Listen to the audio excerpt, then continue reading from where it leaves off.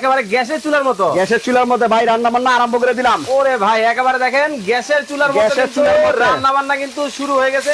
কি ইলিশ মাছ নাকি? ভাই ইলিশ মাছ সারাদিনের ওরে রান্না 6 টাকা, 6 টাকা অনলি।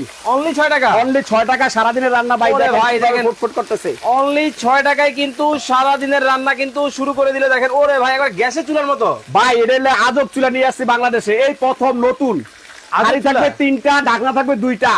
সারাদিনের রান্না মাত্র 6 টাকা, মাসে 180 টাকা। 180 টাকা একটা মাছ রানবেন। এই যে দেখেন আমি মাছ দিয়ে দিলাম ভাই দেখেন একটা মাছ দিয়ে দিলাম মাত্র 180 টাকায় কিন্তু সারা মাসের রান্না কিন্তু করা যাবে।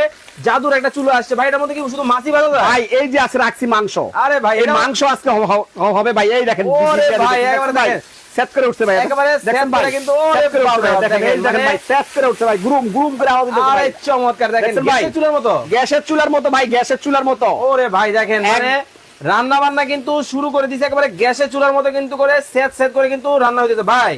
আপনি এই চুলায় শুধু কি তরকারি রান্না করে দেবেন? ভাই এই চুলায় দিয়ে দিলাম মাংস, হ্যাঁ দিয়ে দিলাম মাছ, আচ্ছা এই যে দিয়ে দিলাম চাল। ঠিক আছে ভাই, এই যে চাল দিয়ে দিলাম ভাই। আজকে দেখবেন রান্না বার মানে পোলাপানের আজকে খাবার মতো স্টাফদেরকে। হ্যাঁ এই জন্য চিন্তা করলাম 3টা রান্না একবারে করে ফেলি।